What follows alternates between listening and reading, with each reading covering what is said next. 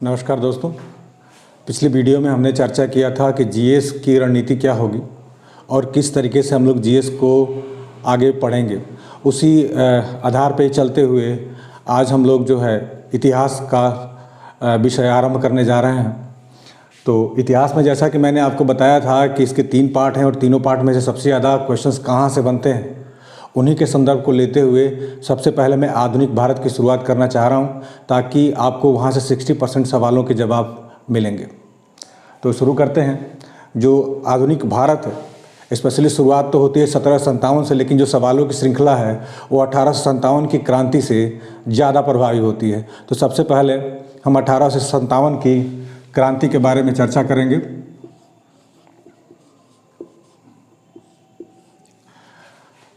1857 की क्रांति एक ऐसी क्रांति थी जिसने पूरे भारत को प्रभावित किया था। ऐसा नहीं था कि ये पहली क्रांति थी जिसने अंग्रेज़ों को प्रभावित किया, यहाँ के जमींदारों राजाओं को प्रभावित किया। इससे पहले भी बहुत सारे छोटे मोटे आंदोलन हुए हैं जिसने भारत के किसी न किसी हिस्से को अंग्रेज़ों से, ज़मींदारों से प्रभावित किया हुआ था। लेकिन ये एक ऐसी क्रांति थी जिसने संपूर्ण भारत को किसी न किसी तरीके से प्रभावित किया। इसलिए इसको भारत का प्रथम राष्ट्रीय स्वतंत्रता आंदोलन भी कहा जाता है। तो इस वजह से हम यहाँ से शुरुआत करेंगे 1857 से, और इसके बारे में जो भी चीज़ें होंगी मैं आपको लाइन बाय लाइन बता रहा हूँ। आप लोग इसको लाइन बाय लाइन लिखते जाएंगे, बनाते जाएंगे नोट्स। तो सबसे पहले इसकी एक बेसिक जानकारी प्राप्त कर लेते हैं कि इंग्लैंड में उस समय क्या चल रहा था और भारत में उस समय कौन प्रशासन कर रहा था। तो उस समय इंग्लैंड के प्रधानमंत्री, इंग्लैंड के पीएम, या इंग्लैंड शब्द जो है गलत शब्द है, यहाँ हम कहेंगे ब्रिटेन के पीएम। ब्रिटेन के पीएम थे पामरस्टन।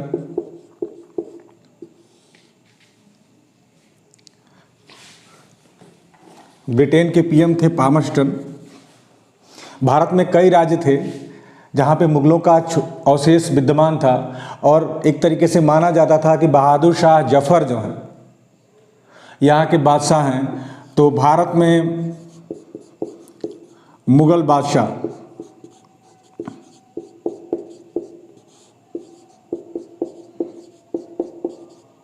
नाम मात्र के माना जाता था, नाम मात्र के थे, शासन तो अंग्रेज़ों के कब्जे में था। वो थे Bahadur Shah Zafar, Bahadur Shah Zafar second.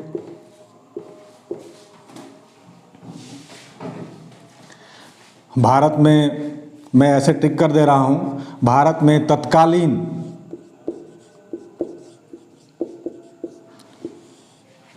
Governor general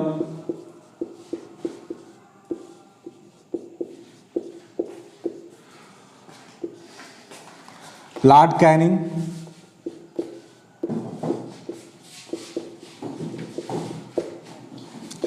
Bharat में तत्कालीन गवर्नर जनरल जो थे वो लॉर्ड कैनिंग थे। भारत में उस समय तत्कालीन सेनापति जॉर्ज एनिसन। जिस समय ये आंदोलन छिड़ा, 1857 का विद्रोह भड़का, उस समय यहाँ के मुख्य सेनापति जो थे वो जॉर्ज एनिसन थे। उनके काल में ये विद्रोह हुआ, इसलिए इनको हटा करके तुरंत भारत का नया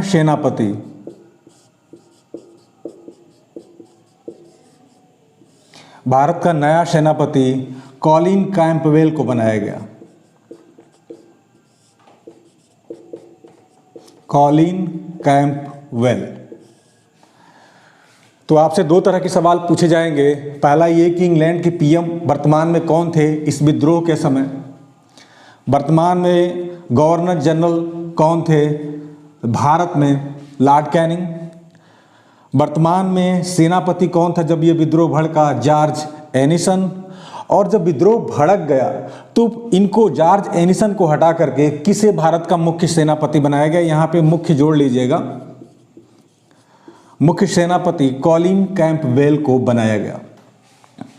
तो ये 3-4 चीज़ें हैं, खास करके ये सारी महत्वपूर्ण चीज़ें अब तक परीक्षाओं में पूछी जा चुकी हैं। जैसा कि मैंने आपको बताया कि मुग़ल बादशाह माना जाता था इनको, नाम मात्र की बादशाहत अंग्रेज़ों ने छोड़ रखी थी, बस कहने का था। इनके पास कोई अधिकार नहीं था कुछ भी करने का, ना कुछ भी था।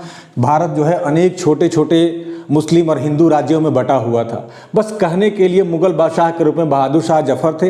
इनके पास कोई अधिकार नहीं था कुछ भी करने का, कुछ भी अधिकार प्राप्त नहीं था इनको। ये बस महलों के बादशाह बन के रह गए थे, इनके पास कोई अथॉरिटी नहीं थी। तो मुझे उम्मीद है कि आपने इसको नोट कर लिया होगा। थोड़ा सा समय और दे देते हैं, आप इसको और देख लीजिए, नोट कर लीजिए इसको।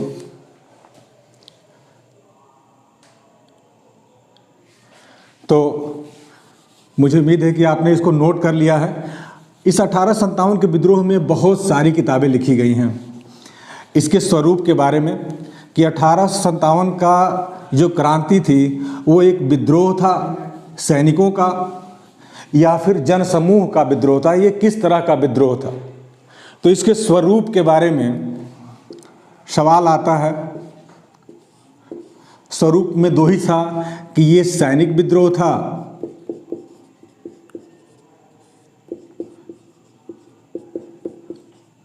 या असैनिक विद्रोह था।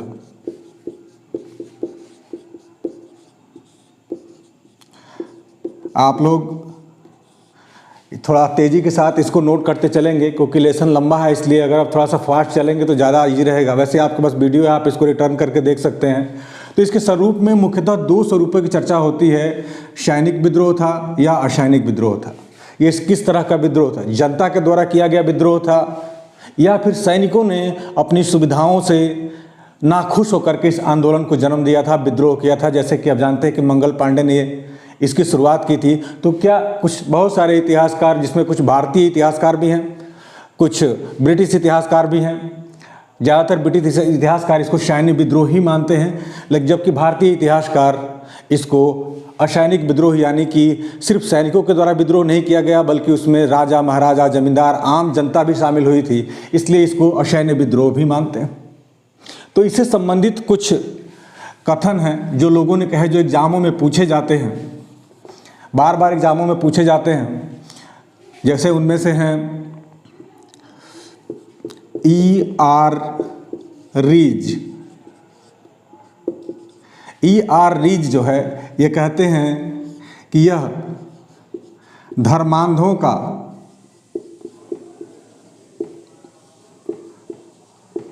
ईसाइयों के विरुद्ध युद्ध था। ईसाइयों के विरुद्ध युद्ध था। E.R. रीज का मानना है। T.R.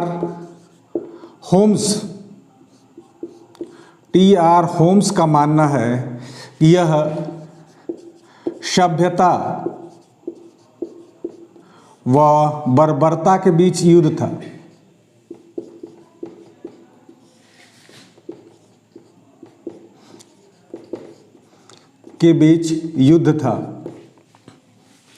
लॉरेंस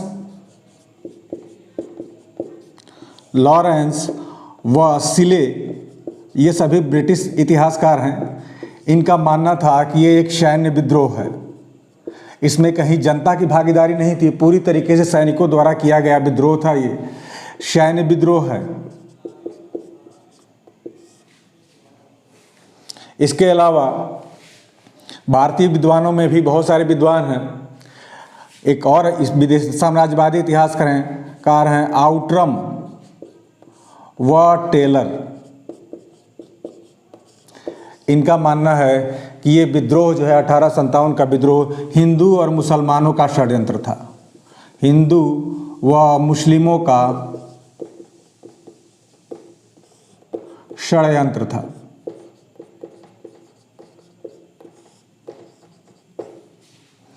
तो इस तरीके से कुछ लोगों का मानना है कि ये किस तरह का विद्रोह था। देख रहे हैं आपकी पूरी तरीके से जो है साम्राज्यवादी इतिहासकार इसको सैन्य विद्रोह, तो कोई धर्मांधों का ईसाइयों के विरुद्ध, कोई सभ्यता और बर्बरता का युद्ध, हिंदू मुस्लिम षड्यंत्र, इस तरह की चीज़ों को कह रहा है। लेकिन इसी में से एक समाजवादी नेता थे जो ब्रिटिश के हाउस ऑफ कॉमन्स में बोलते, उन्होंने कहा, उनका नाम था बेंजामिन डिज़रायली।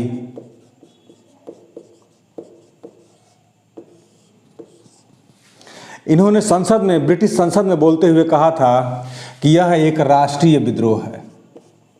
यह एक राष्ट्रीय विद्रोह था। यह एक राष्ट्रीय विद्रोह था, ना कि सैन्य विद्रोह।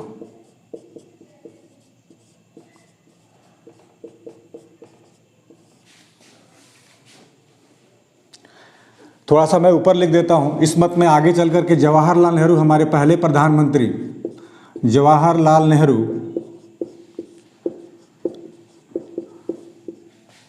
कहते हैं कि यह सामंतवादी विद्रोह था। सामंतवादी विद्रोह। जवाहरलाल नेहरू का मानना था कि सामंतों के द्वारा जमींदारों के द्वारा किया गया एक विद्रोह था, जिसमें सैनिक भी शामिल हुए। लेकिन जवाहरलाल नेहरू ने इसे स्वतंत्रता संग्राम नहीं माना था। तो इस तरीके से ये कुछ स्टेटमेंट हैं कुछ लोगों के, जो इसके स्वरूप को दिखाते हैं कि ये सैन्य विद्रोह था। अभी तक जो स्टेटमेंट आपने देखा, ये चारों ये दर्शाते हैं कि सैन्य विद्रोह था, हिंदू मुस्लिम षड्यंत्र था। लेकिन पहला ब्रिटिश नेता बेंजामिन डिज़रायली लोकसभा में बोलते हुए कहता है कि यह राष्ट्रीय विद्रोह था, ना कि सैन्य विद्रोह था। जबकि हमारे देश के पीएम कहते हैं कि सामंतवादी विद्रोह था। इसको मैं मिटा दूं। मुझे उम्मीद है कि आपने इसको लिख लिया होगा। नहीं लिखा होगा तो वीडियो में थोड़ा सा आगे पीछे करके लिखेंगे। इतना देर रुकने पर वीडियो बहुत लंबी हो जाएगी और फिर वीडियो बहुत कम समय में ख़त्म करनी पड़ जाएगी और फिर लेसन ऐसे अधूरे रह जाएंगे। उस समय एक मुस्लिम थे सर सैयद अहमद।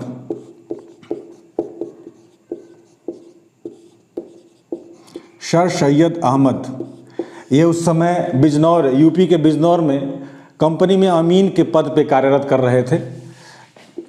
अमीन के पद पे कार्य कर रहे थे। अमीन पद पर कार्य कर रहे थे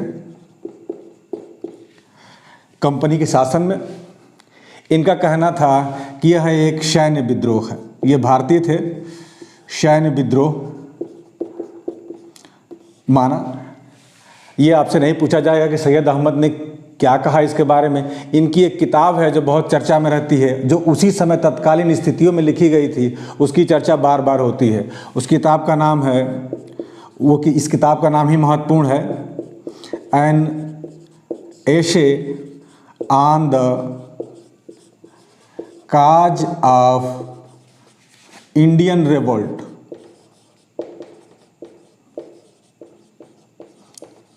ये किताब बहुत महत्वपूर्ण है, कई एग्जामों में पूछी जा चुकी है। ये 1857 में ही लिखी गई थी।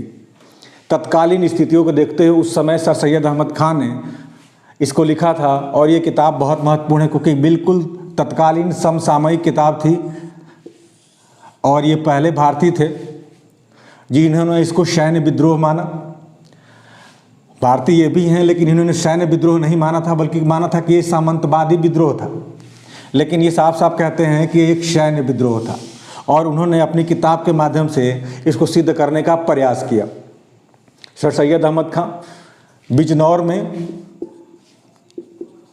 बिजनौर यूपी में है, यहाँ पर कंपनी में ये अमीन के पद पे यानी न्यायपालिका में काम करते थे। उस समय इन्होंने ये किताब लिखी थी सर सैयद अहमद खान। किताब का नाम आप लिख लीजिए 1857, एन एशे on the cause of Indian revolt. 1857 आगे जोड़ लीजिएगा। ये इनकी बहुत ही महत्वपूर्ण किताब है और कई बार एग्जाम्स में पूछी जा चुकी है कि इस किताब के राइटर कौन है, क्योंकि 1857 के समकालीन समय में लिखी गई थी ये किताब। इसके अलावा बहुत सारी किताबें हैं जो काफ़ी चर्चा में रहती हैं। उसमें एक है बी डी सावरकर।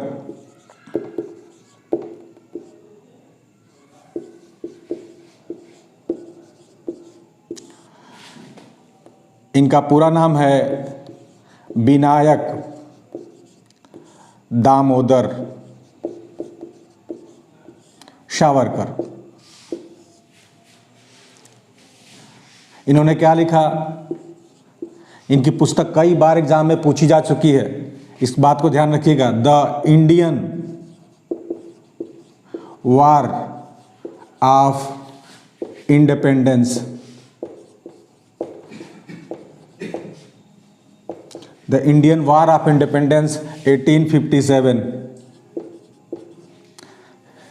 ये किताब कम से कम एग्जाम्स में सैकड़ों बार ये सवाल आ चुका है, सैकड़ों बार पूछा जा चुका है कि इसमें से बी डी सावरकर की किताब कौन सी है। 4 किताबों के नाम दे देते हैं, 4 किताबों में से एक किताब ये रहती है, या ये सीधा यही क्वेश्चन लिख देते हैं कि इंडियन वार ऑफ इंडिपेंडेंस के रचनाकार कौन है। तो ये किताब भी बहुत महत्वपूर्ण है, कई बार एग्जामों में आ चुकी है।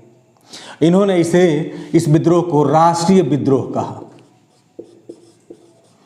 यह एक राष्ट्रीय विद्रोह था।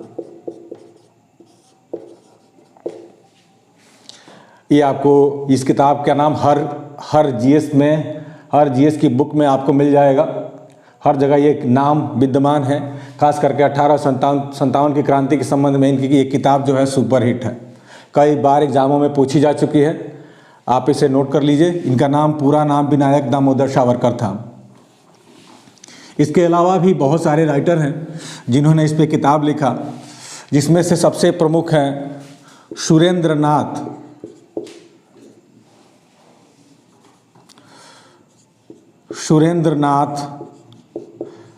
सेन।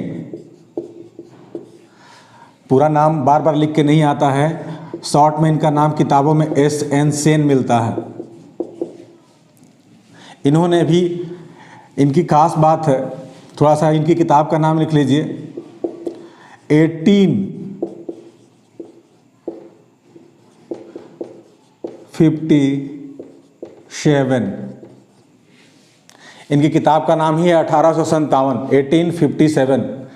इनकी कहानी ये है कि इनको स्वतंत्रता के बाद, जब भारत स्वतंत्र हुआ, उस समय भारत सरकार जो है इतिहास लेखन का कार्य अपने तरीके से करना चाहती थी। तो इसके लिए वो किसी इतिहासकार को ढूंढ रही थी जो भारत का 1857 की क्रांति या उससे आगे की क्रांति के बारे में जानकारी दे सके। तो सबसे पहले उसने आरसी मजुमदार को नियुक्त किया इस कार्य के लिए। लेकिन आरसी मजुमदार जो है इस बात पे बिल्कुल निश्चिंत नहीं थे, या उनका ये क्लियर कट मानना था कि ना ये विद्रोह प्रथम विद्रोह था, ना राष्ट्रीय विद्रोह था, इसको हम राष्ट्रीय स्वतंत्रता संग्राम का पहला विद्रोह नहीं मान सकते। इस वजह से सरकार के साथ उनकी अनबन हो गई और आरसी मजुमदार को हटा करके भारत का इतिहास लिखने की जिम्मेदारी SN सेन को दी गई, और उन्होंने जो किताब लिखी उसका नाम है 1857। ये किताब भी कई बार पूछी जा चुकी है। साथ में ये सवाल पूछा जाता है कि 1857 का ऐतिहासिक या सरकारी इतिहास लेखन का कार्य किस इतिहासकार को दिया गया था। ये 2 सवाल हैं। सुरेंद्र नाथ सेन, SN सेन ने सरकार के मुताबिक, सरकार के ऑर्डर पे 1857 की क्रांति का विवरण प्रस्तुत किया अपनी किताब के माध्यम से, जिसका नाम ही था 1857, 1857। तो ये सरकारी इतिहासकार हैं, खास करके नोट कर लीजिए कि ये सरकारी इतिहासकार हैं, सरकारी इतिहासकार। सरकारी इतिहासकार हैं। और सबसे पहले किसको चुना गया था? सबसे पहले सरकार ने इतिहास लिखने के लिए, सबसे पहले सरकार ने आरसी मजुमदार,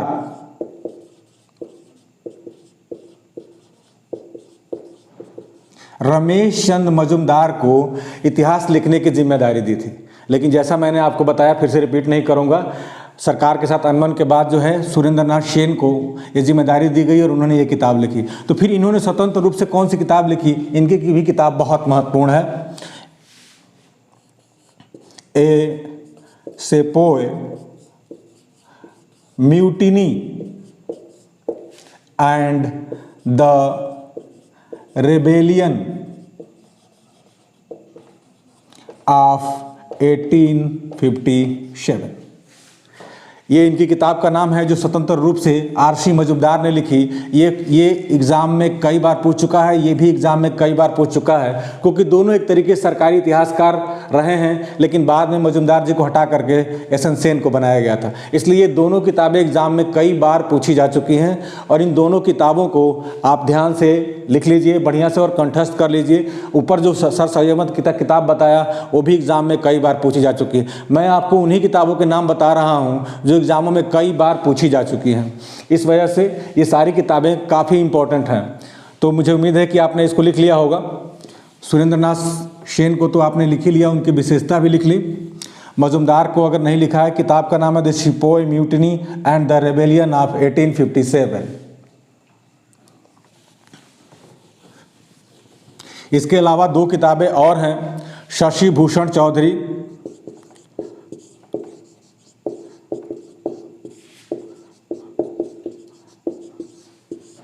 इनकी किताब का नाम है सिविल रेबेलियन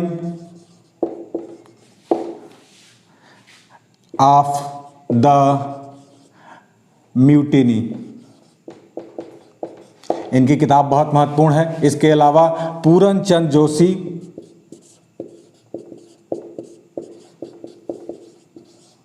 किताब लिखी इन्होंने रेबेलियन 1857 ए सिम्पोसियम। ये कुछ किताबों के नाम हैं जो 1857 की क्रांति के समय काफ़ी पॉपुलर और मशहूर रही हैं। इन किताबों को नाम लिख लीजिए। Shashi Bhushan Chaudhary civil rebellion of the mutiny, Puranchand Joshi इन्होंने मार्क्सवादी दृष्टिकोण से किताब लिखी है।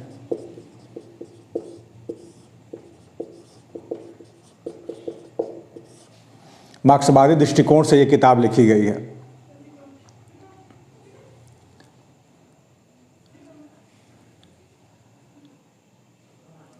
मुझे उम्मीद है कि आपने इन किताबों के नाम नोट कर लिए हैं। शशि भूषण चौधरी सिविल रेबेलियन, ये किताबें सभी किताबें एग्जाम में पूछी जा चुकी हैं और आपको अच्छी तरीके से याद होनी चाहिए इन किताबों के नाम, राइटर और इनका महत्व। अब हम आगे की चर्चा कि विद्रोह कैसे आरंभ हुआ ये हम अगली वीडियो में करेंगे, क्योंकि टाइम ओवर हो रहा है, 20-22 मिनट हो चुके हैं। तो अगली वीडियो में हम इस चीज़ की चर्चा करेंगे। धन्यवाद।